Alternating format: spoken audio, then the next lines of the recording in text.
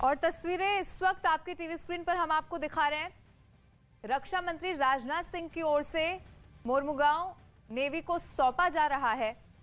इसकी ताकत का अंदाजा इस बात से लगाया जा सकता है कि लगातार 50 दिनों तक ये ऑपरेशन करने की क्षमता रखता है। 300 किलोमीटर तक इसकी मारक क्षमता है। इसके अलावा सबसे खास है कि 75% हिस्सा स्वदेशी है, यानी कि आत्मनिर्भर भारत के लिहाज से भी एक बहुत बड़ा मैसेज है। आपसे थोड़ी देर में रक्षा मंत्री राजनाथ सिंह की ओर से भी संबोधन किया जाएगा। कैसे लगातार हमारी सेना और ज्यादा ताकतवर हो रही है, इसका जरूर जिक्र भी रक्षा मंत्री राजनाथ सिंह की ओर से इस मंच से किया जाएगा।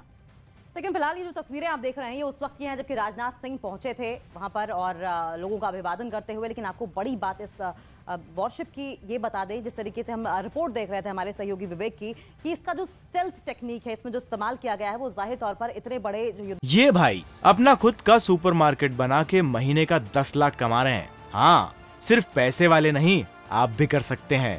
फ्रीडम ऐप को अभी डाउनलोड कीजिए। रिपोर्ट है, इतना बड़ा ये वॉरशिप है, अगर उसे कोई रेडार सिस्टम पर ढूंढने की कोशिश करेगा तो ये महज छोटी सी चीज दिखाई थी, जिसका साफ तौर पर मतलब यह है कि बड़े से बड़ा दुश्मन हो और कितनी भी एडवांस तकनीकी हो, उसे चकमा देने में, मात देने में ये सक्षम होगा। हिंद की ताकत मोरमुगांव अब किस तरीके से नेवी के बेड़े में शामिल होगी और कैसे ये नेवी की क्षमता बढ़ाएगी और दुश्मन को मात देगी, ये अपने आप में देखने वाली बात होगी। समंदर में हिंद का सिकंदर किस तरीके से गरजेगा। और ये इसकी जो खासियत हम बता रहे हैं बार बार, वो ये कि बायोलॉजिकल वेपन लॉन्च करने में सक्षम है, केमिकल वेपन्स लॉन्च करने में सक्षम है, और सबसे बड़ी बात न्यूक्लियर युद्ध, क्योंकि न्यूक्लियर युद्ध का खतरा लगातार आज विश्व पर मंडराता जा रहा है। इसको लेकर लगातार पूरा विश्व चिंतित है। जब से रशिया और यूक्रेन के बीच में वॉरफेयर शुरू हुआ है, वॉर शुरू हुई है, और लगातार नेटो कंट्रीज की ओर से इस बात की तैयारी की जाती रही है कि अगर रशिया ने यूक्रेन पर अटैक किया तो किस तरीके से निपटा जाएगा, और रशिया की ओर से लगातार न्यूक्लियर अटैक की धमकी भी दी जाती रही है। इसके मद्देनजर अगर इस वॉरशिप को देखा जाए, इस युद्धपोत को देखा जाए,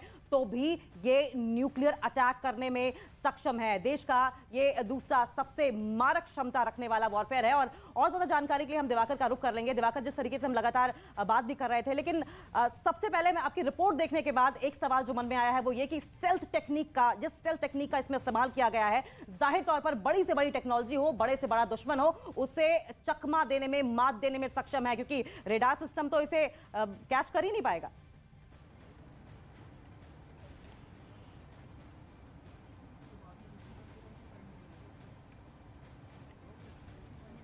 दिवाकर, क्या आप तक हमारी आवाज पहुंच पा रही है?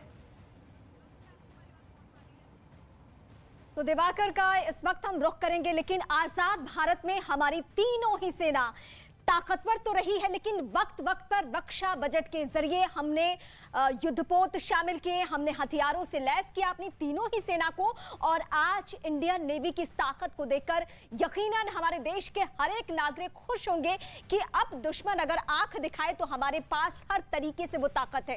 कहा जाता है कि युद्ध के मैदान में हौसला अगर हो तो हौसले से वो युद्ध जीता जा सकता है, लेकिन हौसले के साथ साथ अगर इंडियन नेवी या फिर इसके अलावा हमारे बीएसएफ के जो जवान है, सरहदी इलाकों में जो काम करने वाले हमारे जवान हो, या फिर वायुसेना, अगर इन तीनों को ही हथियारों से, वो भी अत्याधुनिक हथियारों से, अमेरिका और रूस जैसे देशों के हथियारों जैसे हम लैस कर दे, तो आप समझ सकते हैं कि उनकी क्षमता, उनकी ताकत कितनी बढ़ जाती है, ताकि हमारे दो दुश्मन जो हमेशा आंख उठाए खड़े रहते हैं, चाहे वो चीन हो या फिर पाकिस्तान, उनको मुंहतोड़ जवाब देने में इस वक्त हमारी तीनों ही सेना सक्षम है। और हम फिलहाल फोकस कर रहे हैं मुंबई की तस्वीरों के जरिए वायुसेना पर।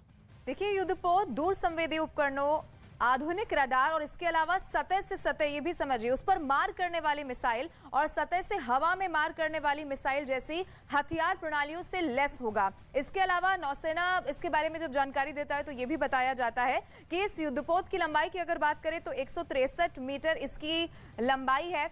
इसके अलावा अब आप इससे समझ सकते हैं कि कितना शक्तिशाली इसके बाद हमारी सेना होने जा रही है। और ये तब है जब मोरमुगांव का 75% हिस्सा स्वदेशी ही है, भारत में ही बना है, और इसीलिए आत्मनिर्भर भारत के हिसाब से भी बहुत महत्वपूर्ण है ये आज का दिन। और सीधी तस्वीरें इस वक्त मुंबई से हम आपको दिखा रहे हैं। जी, आपसे थोड़ी देर बाद ही रक्षा मंत्री राजनाथ सिंह इन्हें सौंपेंगे।